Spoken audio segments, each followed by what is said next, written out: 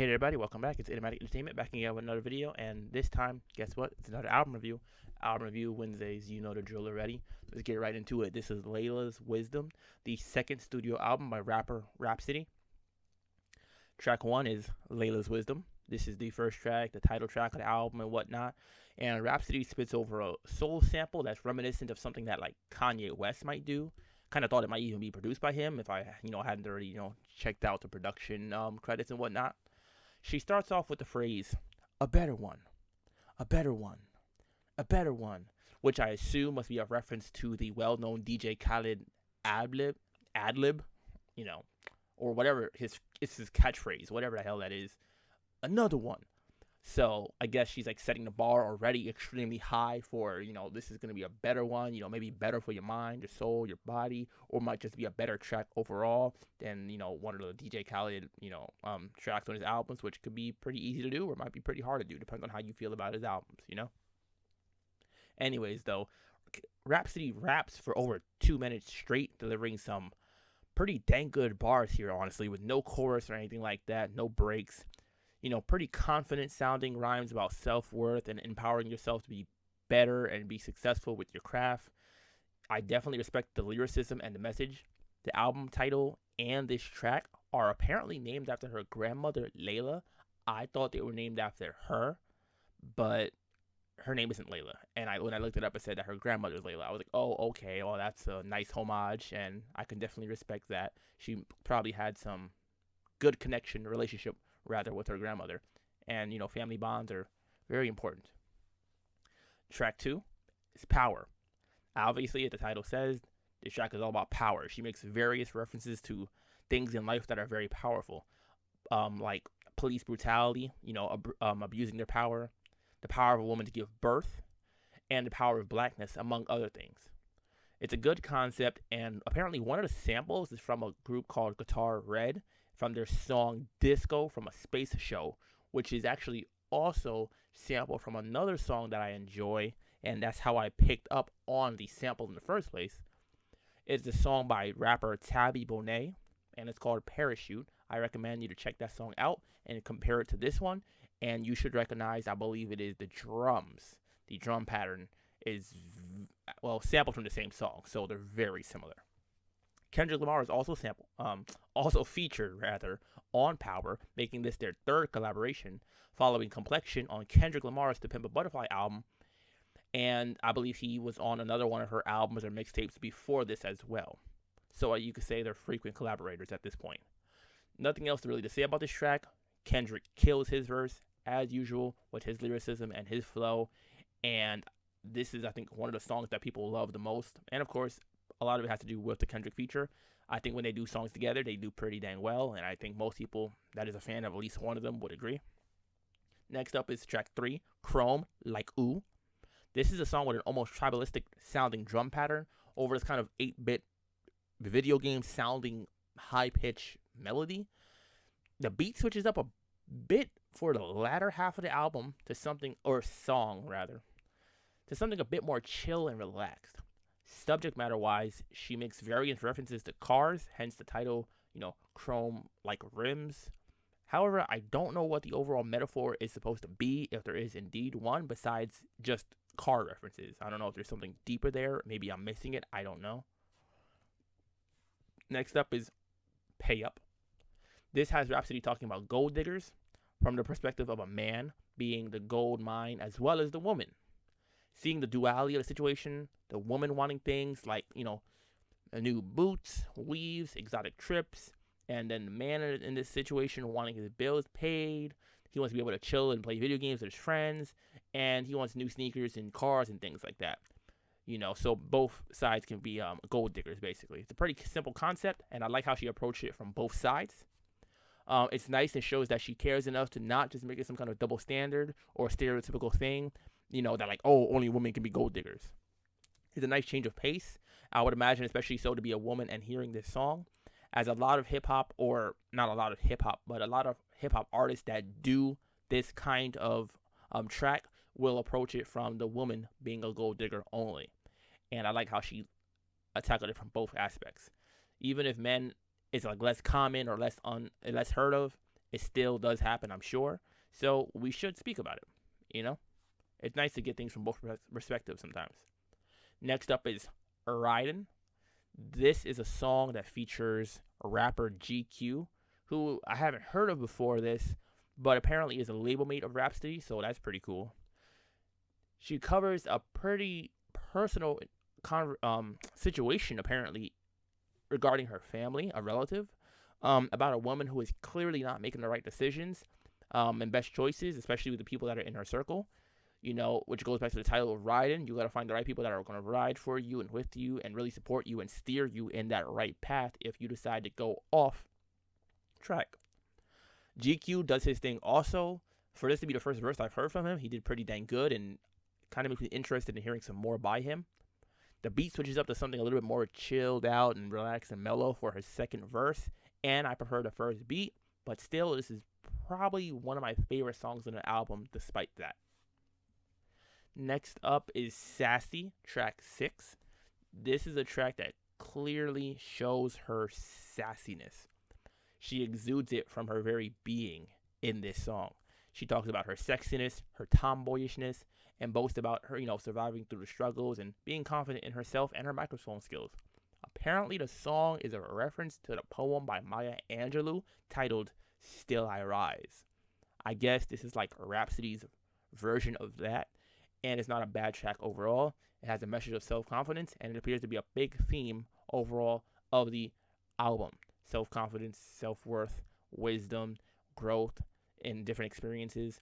And also, I believe this was nominated for a Grammy for the for Best Rap Song of the Year. So that's pretty cool. I hadn't heard it before this though, so that's what's up. Definitely a song that I can maybe not relate to personally, but I can enjoy listening to. Next up is Nobody. This features Anderson .Paak, Black Thought, and a group called Moonchild. The name of the game for this song is Nobody. Rhapsody goes over plenty of statements that nobody knows. For example, nobody still knows who shot Big and Paak. Or nobody smart enough would ever say racism ended. And, I can't deliver it like she is. If you listen to the song, it'll sound much better, of course. But she digs a bit deeper into certain mysteries and maybe certain things that might be obvious to some of us, but might not be to others. And just questions things that we just don't know. Truly expressing our lack of knowledge and understanding about certain issues. Black Thought comes in for his verse and continues the concept of nobody knowing any damn thing around here. Rhapsody spits 3 verses on here. The last one, which would be the 4th verse overall in the song, has another beat switch up like most of the songs on this album do. And the interesting thing about this one is that it's pretty much the opposite, a bit contradictory in a way, as Rhapsody spits a verse talking about various gossip and reading stories on social media about fighting and other types of drama, and talking to a friend like, ooh, girl, he got into a fight and here and this to happen, and ooh, yeah, check the gram, or all that stuff, like just like chit-chatting, maybe gossiping with a close friend of hers. And perhaps it's done to show that a lot of us have that mindset that we're too focused on these seemingly trivial matters, and that has something to do with our lack of knowledge, our ignorance, and our lack of wisdom, as this album is all about, Laila's wisdom. This is also the longest song on the album, and it's a bit over 7 minutes, but there's a lot to really unpack here. And Anderson .Paak does his thing on the chorus, Definitely one that I would recommend listening to and really finding the deeper meaning behind it. Next up is Black and Ugly. This is hard, I could imagine. It speaks on Rhapsody's past of being called Black and Ugly, as the title references. She destroys that concept of her being ugly or black people being ugly just for their skin color, and instead calls Black beautiful. I personally have been called ugly in the past, and I have had racial slurs given to me and whatnot for being black. It was never explicitly like, oh, you're black, so you're ugly, but you can always assume that there's some kind of underlying racism there. So I can relate to this track as well. This is another common theme, though, in her verses and this album as a whole is black is beautiful, and let's stop the hatred that we have towards one another, especially in the black community. Um, it's just another beautiful track of just real talk by a real rapper. It also features BJ, the Chicago kid, on the chorus, and this is the first of 2 songs that he's on for the album. The next one will be up very soon. The next track on here is You Should Know. This has a sample of Cell Therapy by the Goody Mob, which I had to look it up because I was like, I recognize that beat. I had to go find out what it was, and I was like, oh, this is like Goody Mob's first I think this is their first single. Cell Therapy. Who's that peeking through my window? Pow! Nobody now. If you don't know it, go check it out. It's a classic song. This also features Busta Rhymes, as well as yet another beat switch up, which is for his verse. Like I said, half the album seems to have some kind of problem or just staying on like one beat for the song. I don't know why. I guess it's because of the producers. They decided that's their style. This is largely produced by Ninth Wonder, as well as members of, I believe, his production label or his production crew. Like Knots and Crisis are 2 other producers that are mentioned on this album or producing on this album quite a bit. This is another track where Rapsody is really spitting. Sometimes it's hard to really, say there's something different here, because subject matter wise, I feel like it's really quite similar. It's not bad, just I don't know what to say about this song, honestly. Sometimes I'm like, I listened to it a few times and I'm like, she's rapping. That's all there is really to say about it. Busta Rhymes, though, he comes on and, he raps about loving women, which is great. It's beautiful. I don't know. It seems like he's talking to one woman in particular that he really loves. He's talking about when they make love and how beautiful she is and all this stuff. And I can truly appreciate Busta, rhyming about love. And it's beautiful. I don't know how he tied that into Rhapsody's verses, though. That's part of the reason why I'm so, like, what is going on with this song? It's a little, like, lost on me. But, hey, if you could tell me what it's deeper about, feel free. The next track is a Rollercoaster Jam called Love. And this is instantly, like, another favorite song of mine. Hearing the production and the features, especially Music Soul Child and Gwen Bunn are singing, like, the chorus and background vocals on the song. And Rapsody raps about a relationship and the ups and downs that it has, hence the Rollercoaster Jam called Love. She talks about not wanting things to become routine, not having to talk all day, but, still knowing that they're there for each other if they need to be, there's a level of trust there. And, they even talk about, breaking up, at least temporarily, or having a break from each other to think things through and to, work on their mental state and figure things out. Very relatable, personally. And once again, another song with a beat switch up. I just have to toss it out there. It just happens very consistently. And the thing is, most of the time, I really prefer the first beat that's being played before it switches up into something completely new. That's just how it tends to be, at least for me, on this album. Next up is You Used to Love Me. This features Terrace Martin. And it's an interesting song following the previous one. This one seems to be towards an ex-boyfriend of hers, where she raps about, not loving him anymore and vice versa, and how they've broken each other's hearts in the past. Once again, very relatable and very emotional. I guess like you said, I like this side of Rhapsody, really. She's not hitting you over the head with a whole bunch of bars and lyrics, but showing the more emotional side of things, and I can appreciate that. This is the kind of in-depth, introspective stuff that I do like to hear sometimes. This is also the shortest song on the album, but it gets the point across quite quickly. I mean, she even has a line where she says, I ran into your mother while I was out. I gave her a hug, and then we quickly left. So, showing that there's still some level of, like, we used to have a closeness, and there's no hate or anything like that there. We can still be cordial and respectful, which is also something I can admire and appreciate, and something that we all need to have more of in our lives, to be honest. Next up is Knock on the Door. This is the second song that features BJ, the Chicago kid, like the earlier one, Black and Ugly.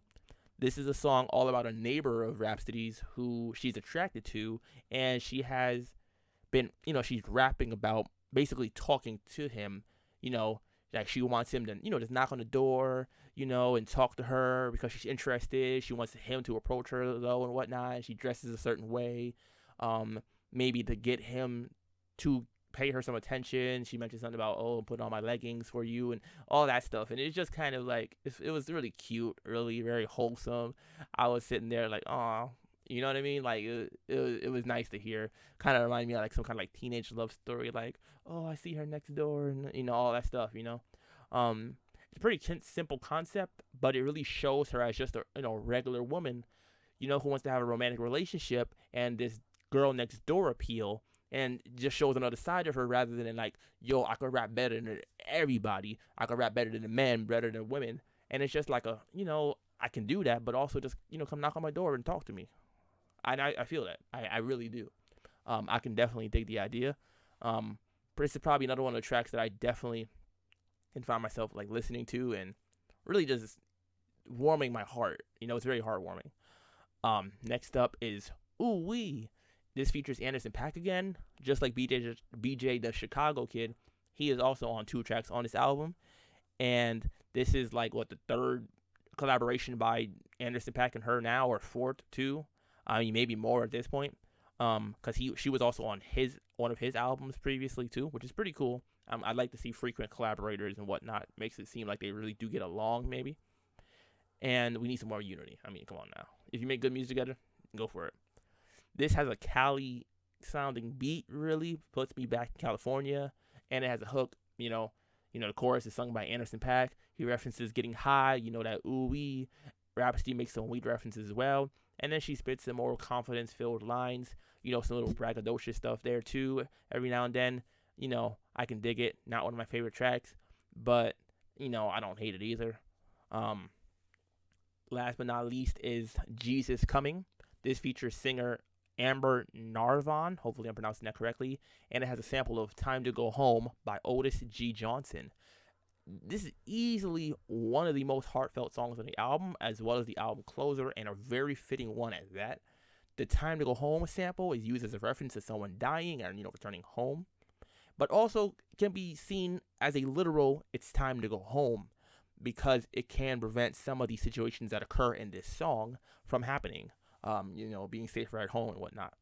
Rapsody tells 3 different stories in her verses. One in particular would be the second verse, where she talks about a mother taking her daughter to the playground. She talks from the perspective of the mother and then the daughter. She's like, oh, taking my daughter to play. And then there's a shootout that occurs, which we can assume is between 2 gang members maybe and whatnot, maybe 2 youth at the playground as well. And, of course, there's crossfire, somebody gets hit, so on and so forth. And to me, I take it as, oh, it's time to go home. If we went back home instead, maybe quicker or sooner, or to stay home, none of this would have happened. So that's how I take it also, as well as we're going home, returning home to, however you interpret that is up to you and your beliefs. But it's another top song on the album, and it finishes out with a quite solemn but poignant message of how the violence in our communities truly needs to stop, because innocent people are losing their lives over it. And that's something I can truly respect and appreciate about this song. It's probably one of my favorites, and it's another hard listen. It closes the album out with a bang, no pun intended. Overall, Laila's Wisdom is a highly acclaimed album that got 2 Grammy nominations, one for Best Rap Album and one for Best Rap Song, I believe, of the year, which many would say that should have been wins. I've never listened to the album until now, although I have had it recommended to me a few times in the past. Any songs I have heard Rapsody on, I feel she's done quite well lyrically, and she has even one of my favorite verses on Kendrick Lamar's To Pimp a Butterfly album on the song, like I mentioned previously, Complexion. I loved her verse. I believe that was my first time hearing her rap, really. And I also heard her on Anderson .Paak's album, as well as Ab-Soul's album. So I've heard her on some features that she did pretty well on. The songs I like more on this album are the ones where she's, has a bit more of a clear concept and message that might be a little bit more simple. And I think concept wise, she nailed it overall. There's a lot of confidence shown, a lot of love, talk about the black community, and I feel all of it. I felt the love, and of course the wisdom that she exudes as well in her lyrics. Layla's wisdom is she's spitting wisdom that she's got from her grandmother. Production wise, I feel like Ninth Wonder and the crew did their thing, although some of these songs switched up the beat a little bit too much, like I mentioned in some of those songs in particular. And I feel like it could have been a little bit more upbeat. At times, it was just a little bit too chill for me, a little too mellow. I wanted some more upbeat stuff, maybe something a little bit more catchy, a little bit more head bobbing, a little bit more danceable. Like make you want to get up. Um, but that's of course all personal preference. Looking at it objectively, I can see that this is a well-crafted album, and it clearly hit its intended target quite well. And I can see that why people say she's one of the best female rappers and rappers in general of the newer generation. Despite not liking certain things myself, I can respect and appreciate the messages that she gives across. And due to things like that, I might give her a recent album a listen as well to see what she has in store for that. Because once again, I like a decent portion of this. Maybe more so, it was the production that was keeping me from loving it. So I would like to see her maybe over some different types of beats and touching a little bit more of a different topic as well in concept. But I feel like she did pretty dang well in her execution of this one. And hey, that's Layla's wisdom for you. So, shout out to Rapsody and, of course, the whole production team. I'm probably going to listen to Eve. That's her next album. And, see what that one is all about. So, as always, guys, thank you for watching. Stay tuned for more. That was Layla's Wisdom by Rapsody. Subscribe to the channel if you have not done so already. Click the thumbs up button if you like the video. Share the video because that helps. And feel free to leave a comment in the comment section below if you have any questions or comments like that about this album, or if you have any suggestions for what you want to see me review next. And, of course, what was your favorite song? What was your least favorite song? What did you like about the album? What did you dislike about it? Feel free, hit me up. And, of course, follow the channel on Twitch, Instagram, and Twitter. Of course, remember, follow the tit. And thank you for watching, guys. I'll catch you next time on Album Review Wednesdays. This is Enigmatic Entertainment, and I'm out.